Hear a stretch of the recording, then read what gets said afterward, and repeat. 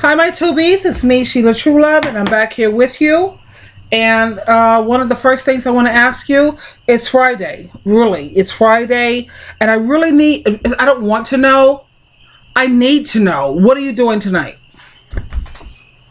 Are you sitting at home thinking about your ex-narc doing things that they're not doing for you? You're sitting at home waiting. I'm going out dancing tonight. Look at my other videos. Yes, I went out dancing. I've got my hair all done up. My roomie called me up, said she got a new hairdo. She said there's no way in all hell because she don't work on Friday evenings or whatever. So I know she's well rested. God knows I'm not, but she is. And she said she went out and got a new hairdo, and there's no way in all get out that she's going to stay home because, to be honest with you, not that I blame her. What woman in America that you know who gets a new hairdo and stays at home on a Friday night? Isn't that like being a communist? That is a communist. It's just something we don't do. Anyway, so we're going out to a club tonight. And my question is, am I worried about you? Yeah, I am.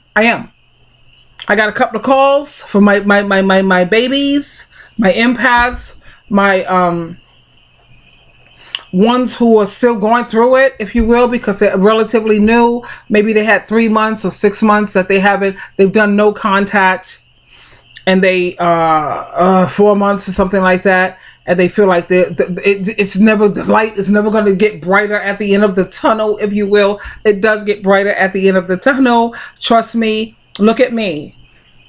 I'm a girl who had my first narc. Let me tell you something. The number that character pulled on me, I was ready to walk in front of a bus. Have you gotten that bad? No, I'm serious. I think I did try to walk in front of a bus. Anyway, I was dressed like a crazy person with my nightgown on, walking in the middle of the street. Only the cars just wouldn't hit me. Talk about, I ain't even got no luck in that area. I was trying to get killed for that one because that hurt. That hurt. You see the picture of me with that guy, Gregory Elliott. That's the guy. When you see me with the picture of him and me together, that was the love of my life. He wasn't even a full-blown narc. He was just, oh God. And that was so painful. How long did it take me to get over that one? It took a minute. It really took a minute for that one. And anytime someone can hurt you so badly where you're willing to just give up your life. I have a son and daughter who needs me. And I was ready to walk out there in front of a bus, a car, and God was with me because I was walking right out there. It should have hit me. Why the hell didn't it hit me? That was God. Intervention. Divine intervention. Because I was done. I was done. Nobody has ever hurt me like him because I never loved anybody like I loved him. That was craziness. And yet and still, you see me here today. Look at me. Got fabulous hair. Look at my other videos. You do get past it. And yes, it does get better and better. Does it take a minute? It took a minute. You know what it took for me to get past him realizing that I'm sitting up here freaking out over this character. And God knows he ain't sitting at home thinking about me. So I started, thank God for this app. It's called Meetup. Thank God. Jehovah God, thank you, Father, through Jesus Christ. Amen. And I started going out with people that I met with the Meetup. Go on your Android or your iPhone and go into that app and get Meetup. Look at the different things that they have. It's not a dating site. It's people to hang out with. They have depression groups. I have a depression group at my house every 2 weeks. And I'm not the one depressed. I've gotten past the depression. At the same time, I still know there are people who are still trying to work through this. And I'm here to show them how. Guess what I am now? Guess what? The girl who was walking in front of a bus or car to get hit, guess what? I'm a life coach. See how crazy life is? It's crazy. I'm a life coach. I sit there and it's amazing when you can help inspire people and motivate people to get up out of bed every day. You know what I'm saying? You and I both know what depression is like. Trying to get up out of bed. Yeah, I'm getting out of bed for what? I'm getting out of bed, why? I'm getting out of bed. I'm all alone here, laying here alone. Is he getting out of bed alone? Mm-mm. Is he laying up in that bed at night by himself? No. But I am. Why does it seem like I'm the one that's being punished when he's the one who did all the wrong? Really? He committed adultery. He was abusive. He was underhanded. He was a cheater. He was a, you name it, girls. We know. Men, we know. Because men go through it too. And yet, you sit up here laying in bed alone. Is he laying in bed alone? Is she laying in bed alone? No. So that makes you tend to question yourself. Wow, I must have been the one who kind of messed up or something along the way. And then I go to God in prayer, and guess what? God sends me to guess who? You're never going to guess who he sent me to. Joyce Myers. So I get on Joyce Myers on YouTube, and I scroll down through the different topics. And there's a certain topic. It's called Stop Stressing or something like that, on stress. And I listened to it. Well, you know, she got me out of bed. God knows Joyce Myers will get anybody out of bed. Trust me. Trust me. You know who else is pretty cool too? To be honest with you, and I got to give credit where credit is due. Robert Blake Jr. He's cool too. He'll get you out of bed. I'm inspirational. I try to be inspirational to get you out of bed too. Why? Because that's hard when you're depressed and you're like, what the hell, you know? Let me tell you the way I see it. I don't know if this is the same thing for you. The mornings, I could get through all of this. It's the nights that's hard. It's the evenings that's hard. You're laying in the bed by yourself. You wake up at 3 o'clock in the morning and you're laying there by yourself. Your eyes are open and you be like, oh God, this totally sucks. Oh my God. It would be nice if God, you know what? I'm going through this. It would be nice if you could at least let me sleep through this. Why can't I even sleep? Can't you at least grant me that? At least grant me that. But for everything God does, there's a reason. The reason that God put me through, he didn't put me through it, but he permitted me to go through it, permitted me to go. Yeah, I turned to that Joyce Myers woman, honey. She's amazing. She's inspirational. She's my mentor. Look at the topics, the different topics that she has. Scroll down. Go on YouTube on your phone. Get your phone right now, iPhone, Android. Type in Joyce Myers. Scroll down and look at the different topics. You're going to find something that's going to get your butt out of that bed. I promise you that. I promise you, man. I am the lotto. Play the lotto and you're going to win. Type in Joyce Myers. And if that doesn't work for you, because, you know, men probably, Robert Blake, Robert Blake Jr. That's going to work for you. You know who else is pretty good? Matthew Hussey. God knows I love that Derrick Jackson. Derrick. Jackson, Jaxn. He doesn't even spell it like the normal Jackson, because God knows he's not normal. Because the stuff that man is talking about, it's on point to let you. He helps you to see that there are good men out there. I love him. Don't you? I believe in, you know, being attractive for your mate. Like, I used to be like this. I used to have all blonde wigs. I still have 150,000 of them at my house since I done shaved my head off. You know what I mean? They're for sale, by the way. Because I won't be needing them anymore. But, you know, Vince likes blonde. Do you know who Toni Braxton is? Like Toni Braxton's sister. What's her name? You remember that show that they used to have? This is the sister. And if you look at this picture that I have here, she shaved all her hair off. She was the one who was walking around with The View, I think the name of that show was. And they fired her. They canned her. She was a Braxton type of person. I think she was too aggressive. She was too loud. Way too loud for my taste. And she was just totally tacky. You know what I'm saying? So she shaved all her hair off.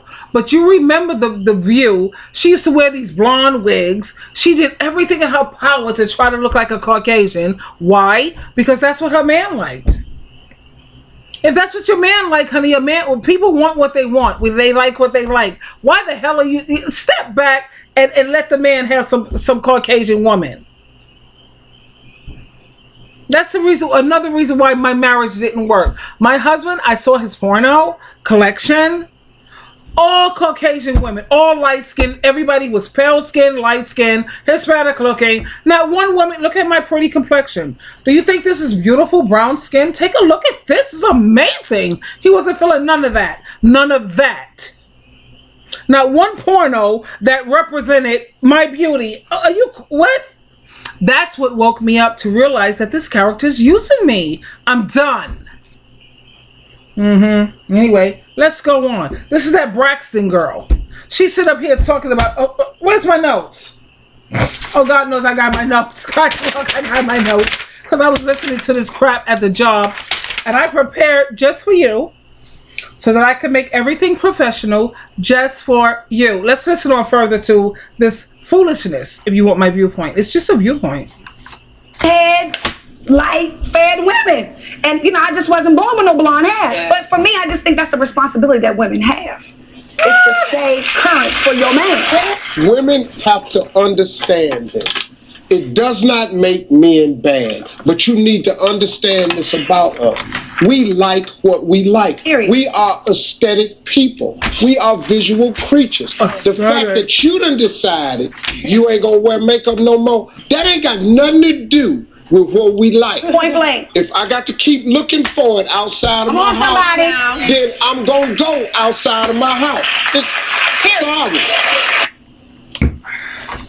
Okay, so I saw this clip on, I think it was the Shade Room's Instagram yesterday, but I'm just now seeing Steve Harvey's response to Tamar, so we're going to go just start with that before we get into the rest of it, man. I like Steve. Yeah, that's the name of her. Her name is Tamar. I'm sure you've seen her on The View, whatever. She got fired, and it's understandably why. Trying to be something that you're not being true to who you really are. That's so tacky. But before we go any further, I'm hoping that I read off the books that Derek Jackson have. I think I did, and I showed you my books too. It's just I have so many papers over here because I'm trying to get everything right just for you. Anyway, my thing is, I wrote some comments down of my own, and what I said is I never ever wanted a man to want me based on my looks or my body. I've never been like that, even when I was younger. And trust and believe, I made Beyonce, my body when I was younger, I made Beyonce look like a boy, okay? I even have the picture still here, posted in front of my treadmill so I can get motivated. Anyway, please. Michael said, let me tell you about this guy, Michael, which you look at my other videos. This is somebody new I'm dating. He's mad cold, whatever for now, but I got my eyes wide open. Michael, he said that he was attracted to me because of the way he saw that I interacted. You know, you meet people, you talk to people, you stand there, and the way you interact with other people. And he also said he admired the way that I carried myself. Do you think that I like this guy, Michael? Yeah, I do. Am I going to be on alert? Am I careful? Yes, I am. I've been dating him since January. This is the kind of man that I want in my life because he sees me, and he also said that he saw me as being someone who's very, check this out, sophisticated. So, of course, I didn't know what the word sophisticated meant, not fully. So, the sophisticated means classy and refined. So, when you're going out there, girls, don't worry about what your weight is, what your fade is, your color is, your skin tone, and all this other crazy stuff. Just make sure you concentrate on how you carry yourself and how you interact with other people, the way you treat other people. People are watching when you don't think they're watching. Michael proved that to me. This man sent flowers to my office for a whole week until I agreed to have lunch with him. Well, I'm not going to say a whole week because a week is 7 days. But 5 days. 5 days. He sent flowers to my office. Who does that? My own husband didn't do that. My own husband did not do that. Okay? So you make sure that you watch how you carry yourself and watch how you dress like a decent lady. I always dress like a lady. You see, I got the V-neck. I can do cleavage. See that? Pull it down, baby. But that's cleavage. It ain't showing half of it. You can see everything except for my nipples. There are no camel toes. And I don't wear no super tight pants. And my butt is not jiggling all over the place where everybody can see that I'm not wearing panties. No, you don't do that kind of thing when you're looking for a quality man. The only kind of man you're going to attract, check this out. Who wants a hood rat? What do we do with rats? When we see a rat in our homes, we try to kill that. We don't want that. But that's even beyond a hood rat. That's gutter. You're going to attract a gutter guy when your nipples are, everything is showing but your nipples. No, we don't want to attract that. We want quality. And if you want quality, you conduct yourself with quality.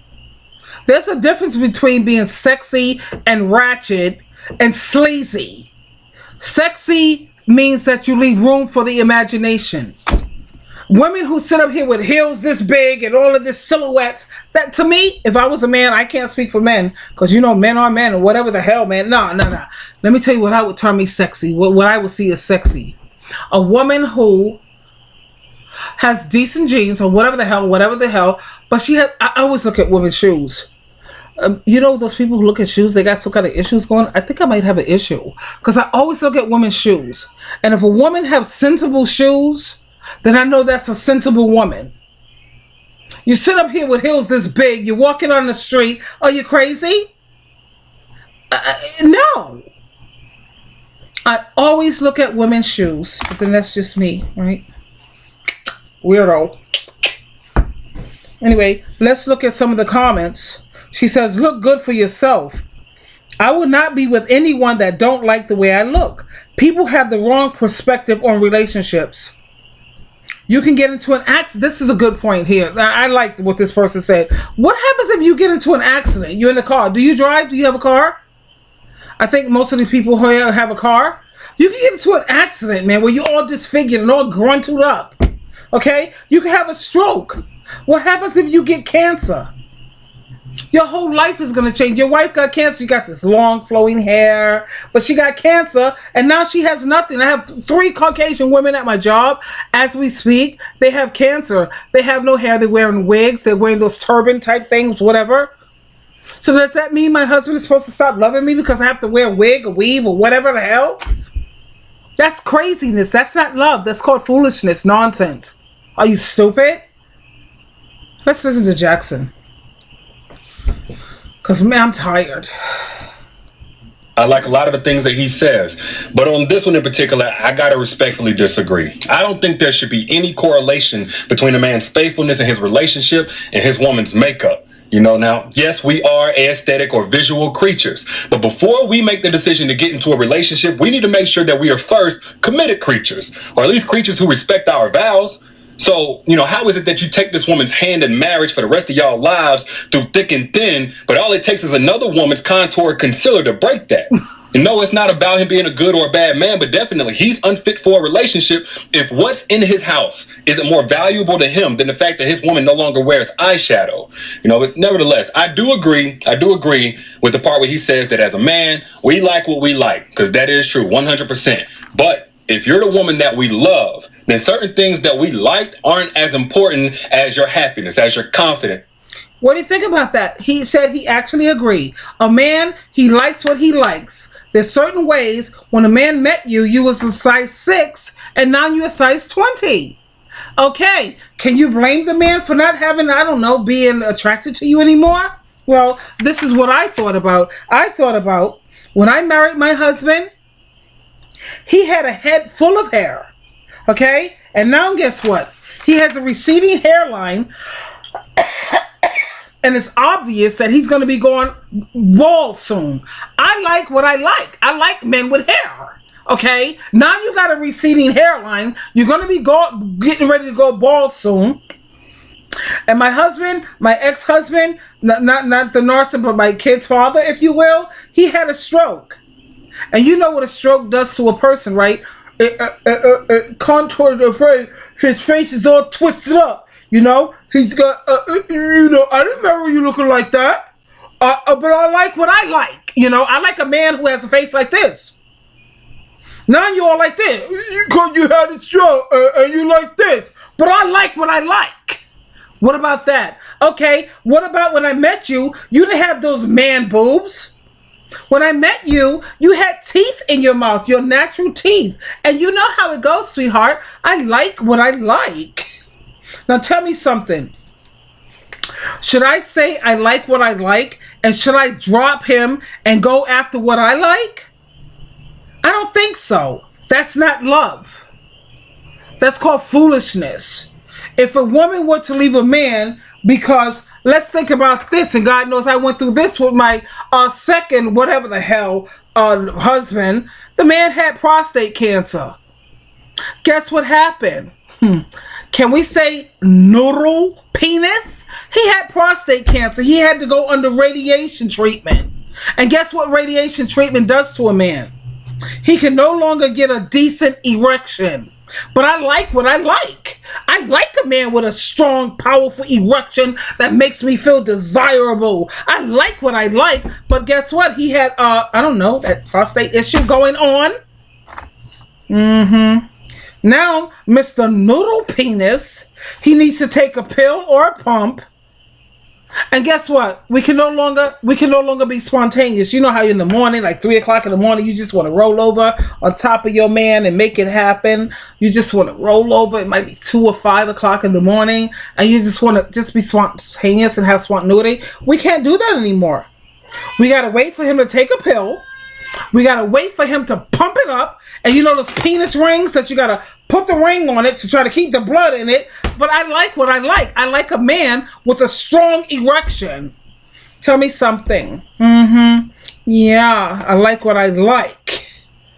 Okay? People would think that a wife was wrong for cheating on him.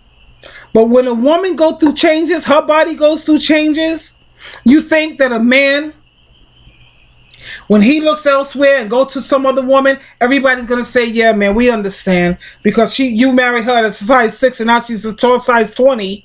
You know, when you say stuff like that, you sound like you beyond crazy.